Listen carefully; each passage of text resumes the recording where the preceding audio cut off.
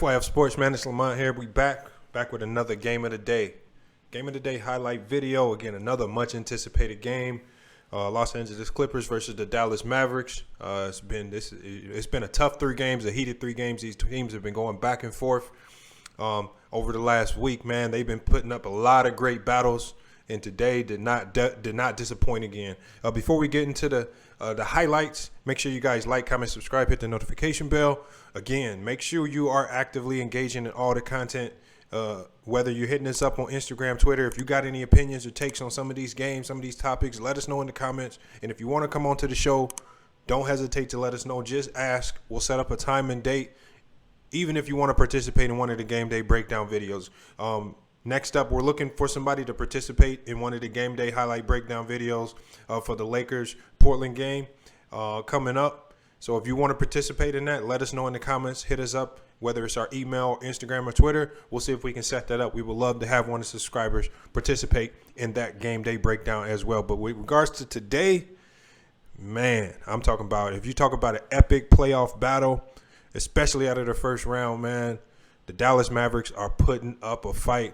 Again, we're not even gonna waste any time. We're gonna go straight to the highlights because, again, this was an unbelievable game.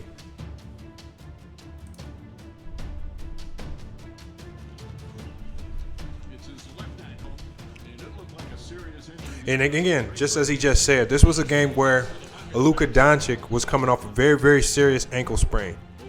He did not look to be 100% early on, but as the game waned on, it looked like because of the adrenaline, he was able to get back to his normal self.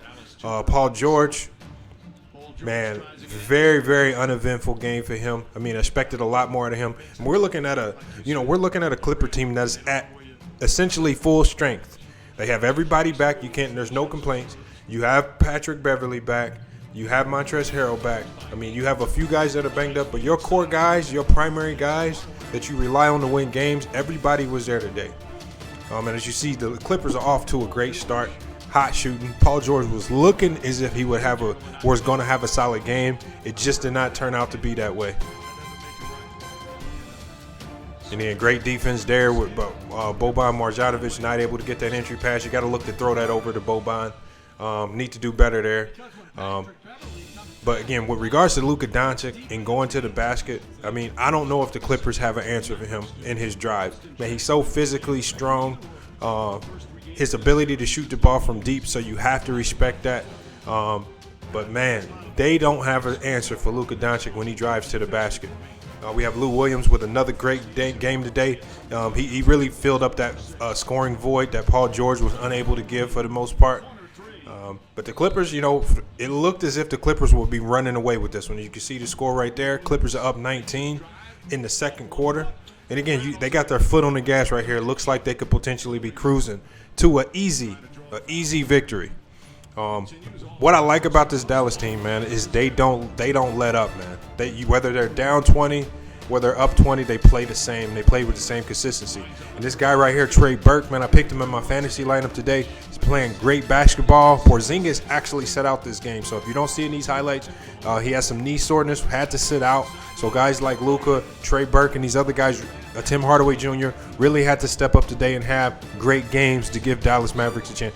And as you can see right here, Luka with his back to the basket, help defense, rotations were late. If you let him get that deep, he's going to score the ball.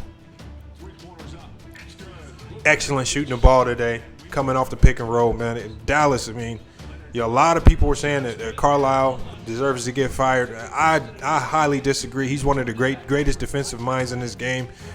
Regardless of what team he has, that team is always going to be competitive night in and night out. Yeah, I think he's a great coach in the NBA. And Trey Burke has found a way to resurrect his career here in Dallas. For him, it was just about the opportunity and the chance. He played in New York. He had some great games in New York, even a 50-point game. But for whatever reason, the coach down there just didn't mesh with his game. He was waived, and he's found a home here in Dallas. Looks like he's going to be back next year the way he's playing. And then Paul George, man, this is the second time I've seen Paul George get ripped by guards. We saw Seth Curry rip him. Now we see Luka ripping him for the layup. Paul George does not look like the same player, man. I don't know where people are getting this concept or idea that he's a superstar of this league, one of the best players of this league. He's a good player, but he's definitely not an alpha for any particular team. And we see that in his playoff performance in the first round against the Mavericks.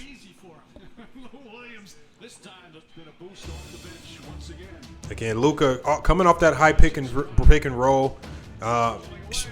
This man is almost essentially unstoppable. When you're able to bring bigs out of the paint, and then you have to put them in situations where they have to guard and play off that pick and roll. We see the LA Clippers bigs struggle mightily at being able to guard the pick and roll. Morris, another sluggish game today. Again, with Luka, and look at the help. There's no help. You got Kawhi Leonard standing. He should have slid over in the help. Again, this Clipper team is looking like they've kind of lost their soul. It looks like they've lost their drive, their heart, things that made them a great team.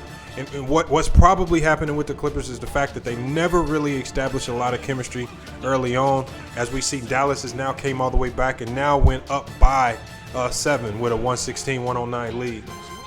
You know, Kawhi Leonard, another solid game, man. He essentially kept the Clippers in this with great plays, great passes, and timely buckets. I love how Kawhi's playing right now.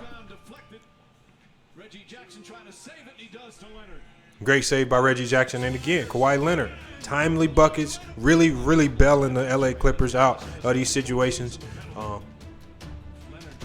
Again, another tough drive. Kleber's one of the better defenders at power forward. He's able to score over here with no problem.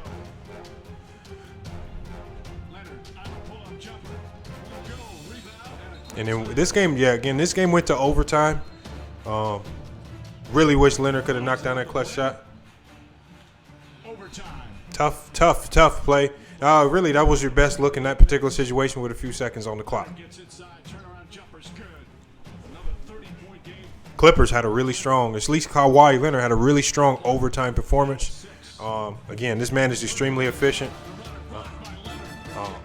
And again, I wish I would have just saw a little bit more heart, especially coming out at the end of the game from the LA Clippers. Dorian Finney-Smith, again, one of the most underappreciated players in the league, does all the little things. Not gonna, he's not gonna mesmerize you with a great stat line. He's gonna come out and play hard every night and defend some of your best players. Tim Hardaway Jr. Missed that shot there, but again, he still had a really solid game today. But Trey Burke, was finding a way to step up whenever his number is called. Man, got nothing but praise for guys like Trey Burke who've been able to grind and find themselves in the league still. Tough shot right there. Trey Burke comes up with a big rebound and bucket to keep them alive. Again, these last minute was probably some of the most exciting basketball that we've seen in the bubble. We see Lou Williams with the and one. Is gonna end up putting the Clippers up too. Doncic, he's getting into the body of bigs. He's moving them. He's putting them in a position where they can't block shots. And as we can see right here as the game ends. And Luka, another tough drive. Again, once he drives, spinning away from help, if the Clippers aren't able to find a way to start rotating on defense, they're going to find themselves bounced out of the playoffs in the first round. Big time three by Morris right here. Puts them up 1 point. Puts them up by 1 point right here. Could have essentially assumed that the game was over with. Last play right here, man. Just watch. Greatness. Step back three. Game.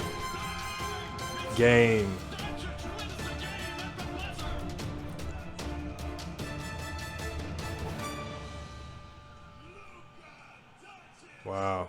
Man, we got to get to the highlights of that game. As you saw right there, Luka Doncic completely obliterated the Los Angeles Clippers, putting on one of the best playoff performances that I've personally ever seen. When you have a 40-point triple-double,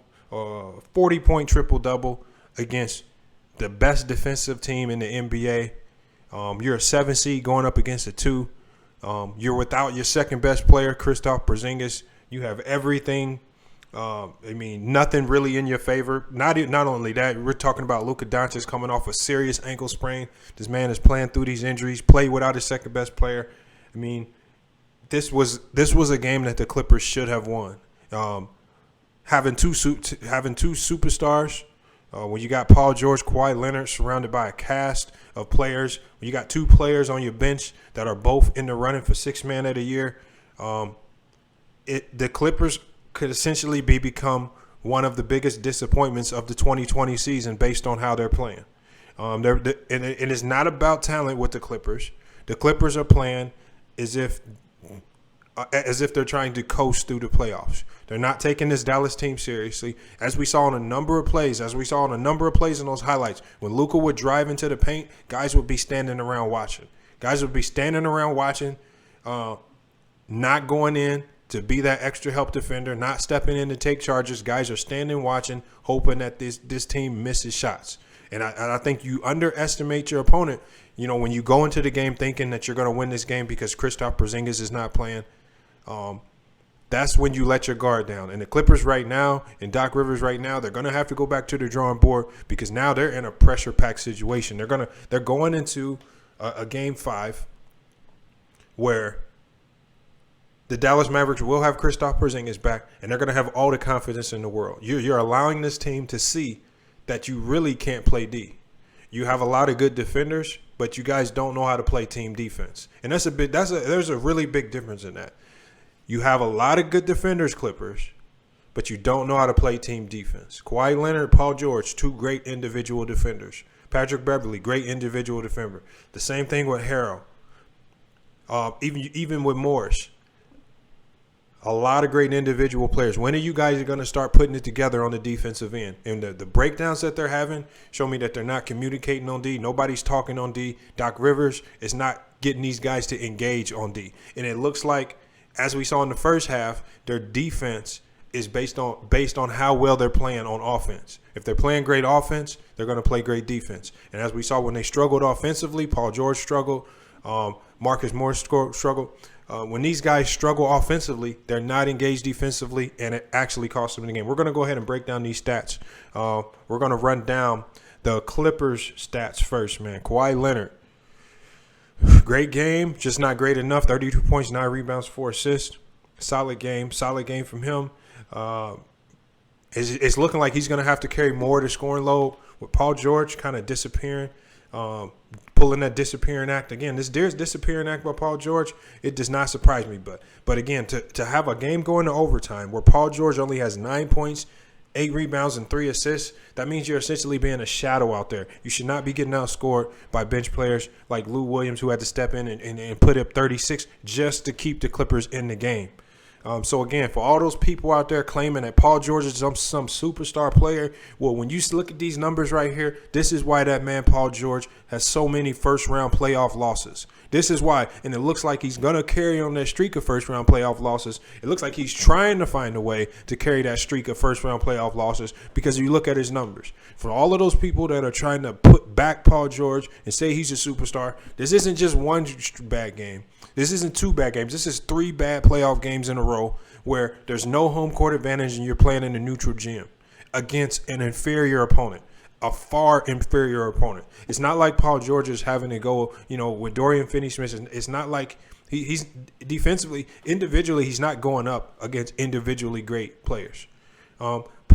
Carlisle, and people, a lot of people don't forget, this man coached Paul George. He understands what his tendencies are. And he's finding a way to exploit Paul George and essentially make him non-effective in this particular series. He's done it 3 games in a row. So for all those people out there that say that this coach needs to get fired, look at how he's coaching this team. Again, look at how he's coaching this team. There's a lot of people out there that act like they really know X's and O's and understand this game. You guys don't. The proof is in the pudding. The man, consecutive games in a row, has held the so-called superstar Paul George in single-digit scoring. So, again, another extremely bad outing for Paul George. Reggie Jackson, 14 points off the bench. Landry Shamet, 8 points off the bench. JaMychal Green, 8 points off the bench. Again, this Clipper team, man, they keep allowing these high-scoring games. Again, we're talking about the so-called best defensive team in the league, the Clippers. This is the team that's supposed to take down LeBron. This is the team that you guys are really banking on to beat the Los Angeles Lakers. It's not looking too good right there. We're going to go to the Mavericks stats. Tim Hardaway Jr., man. This man, again, early on in the season, I had a lot of doubts about this man and the success that he could have. with the Dallas Mavericks. But, man, since the bubbles came back, he's been putting up very, very good numbers, 21-5 today. Great game. Dorian Finney-Smith, 8.7 rebounds. His stat line does not show how valuable he is. His man's playing great defense on Paul George and some of the other players. Maxi Kleber, again, Maxi Kleber and Dorian Finney-Smith, the two most underrated players on this team, they're the ones causing the most problems for the LA Clippers. Those two forwards, Kleber, who's listed as a center, he's actually a power forward.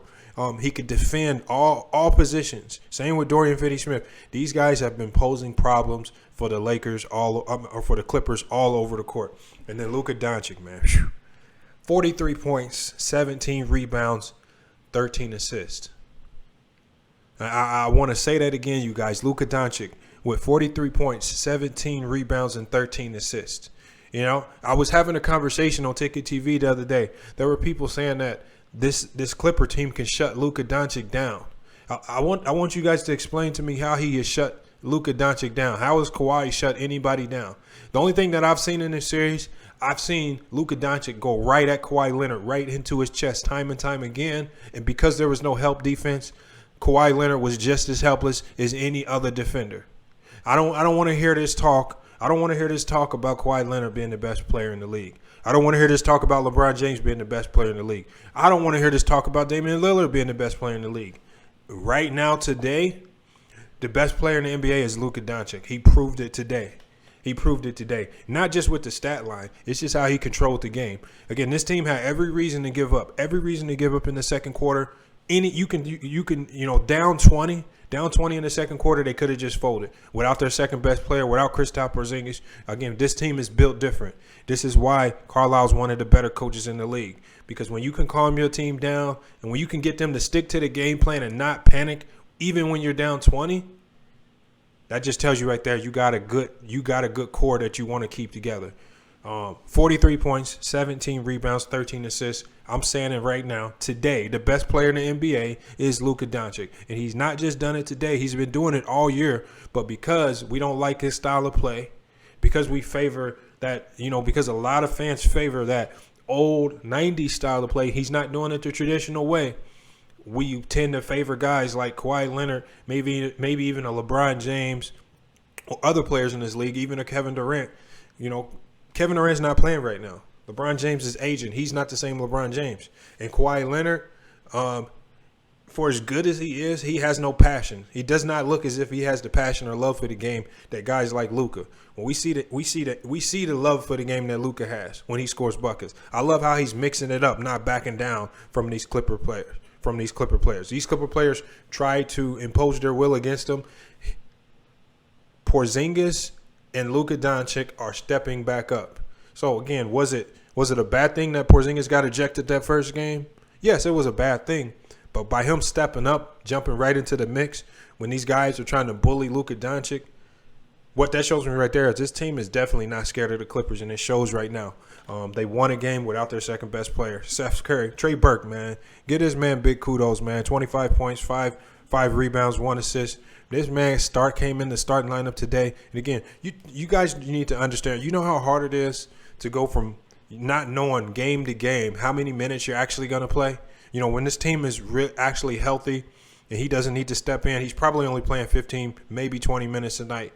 All right, we don't know how many shots he's going to be able to get up. This man jumped into a starting role tonight, played 37 minutes, instantly dropped 25 points, 5 rebounds. Man, these are the type of players, again, when you talk about the Lakers and their inability to find guys who can score and step in, not necessarily care about their minutes, but just do their job with whatever minutes they have. The Lakers are the team. They miss out on those players time and time again. They missed out on the Tyler Johnson. They missed out on the Trey Burke. They missed out on the Carmelo Anthony. Again, this is why the Lakers will struggle to win championships, because teams time and time again pass up on players like Trey Burke. We saw what Trey Burke could do in New York. A lot of people overlooked it because he was doing it in New York. He was putting up big numbers and a lot of losses, so it was not necessarily respected. We saw he did the same thing in Washington. All right, you guys are going to have to start opening up your eyes. We got to stop looking at the highlights. We got to stop looking at the players who we think are good. We got to start giving credit to some of these other guys who help players like Luka Doncic excel and be great. Steph Curry off the bench, 31 minutes, 15 points, 1 rebound, 1 assist, very good game. Even Boban comes in. Boban, probably the most efficient player in the NBA right now. 16 minutes, 10 points, 7 rebounds. I mean, again, players like Boban as well. I mean, the man comes in regardless of what minutes he plays. He's going to instantly come in and impact the game, whether it's scoring and rebounding. And as you say, 16 minutes. In 16 minutes, that means, you're getting a point or a rebound every minute. A point or a rebound every minute. In NBA, these things matter. Your production matters. And Dallas has great production all over the court. You could tell that this team likes playing together. They play for each other. They're not selfish. They cheer each other on. And the Clippers look like they're in disarray right now. And they got a lot of questions. They got a lot of problems. They got a lot of questions and problems they need to solve over the next day. Because in Game 5, they're going to have to now deal with Kristaps Porzingis along with extremely confident Luka Doncic. I'm saying it right now today, you guys. And I need somebody to prove me wrong. If you don't agree with this, somebody please prove me wrong. The best player in the NBA today is not Kawhi Leonard by a long shot. Even if we take Luka Doncic out of the situation, Kawhi Leonard's not the best player in the NBA. We still got to look at guys. I would take an injured Kevin Durant over Kawhi Leonard right now. Guys, I'm taking a healthy AD over Kawhi Leonard right now. These are, like I say, I don't like I say. And when we look at that Raptors team, I know Kawhi Leonard won a championship last year, but again, Toronto's just as strong without him. He made a great team elite. But that's not very hard to do. When you just got to come in and do that. And when you play an injured Golden State team in the finals, why do we not put an asterisk alongside that championship as well? Again, these are questions you have to bring up. But again, as it stands right now, I need somebody to prove me wrong. The best player in the NBA right now as it stands today is not a Damian Lillard. Damian Lillard does some great things, but he just can't sustain them. We've seen Luka Doncic sustain this greatness. We've seen it's come to the point now where when Luka Doncic scores 25 and 10, we're saying that he has a bad game. Luka Doncic scores 25 and 10, we're saying that's a bad game. But any other player, that's a great game. That tells you right there how great he is. FYF Sports, man. FYF Sports, man. Just another great reaction video, man. I really want you guys to let me know. Let me know in the comments, what did you think about this game? What do you think to be the outcome of this series? Do you think the Clippers can bounce back and still win this series? And if you think they can bounce back and win this series, what changes do you think they need to make to be competitive? Because the only thing I'm seeing right now is I'm seeing a team that lacks chemistry, not just offensively, but they lack chemistry primarily defensively. They're not playing team defense at all. All you have to do is watch the highlights. And again, if you understand the game of basketball, you understand that playing help defense is a major part of basketball. There's no such thing as individual defense. There's no stat that accounts for individual defense, because individual great defense is not going to stop a team from scoring 130 points on you. And we see that here. Having great defenders individually is not going to save you in NBA. You have to have team defense to be a great defensive team in the NBA. This is what made the Bulls great. That's what made the Warriors great. That's what made those great Spurs team great.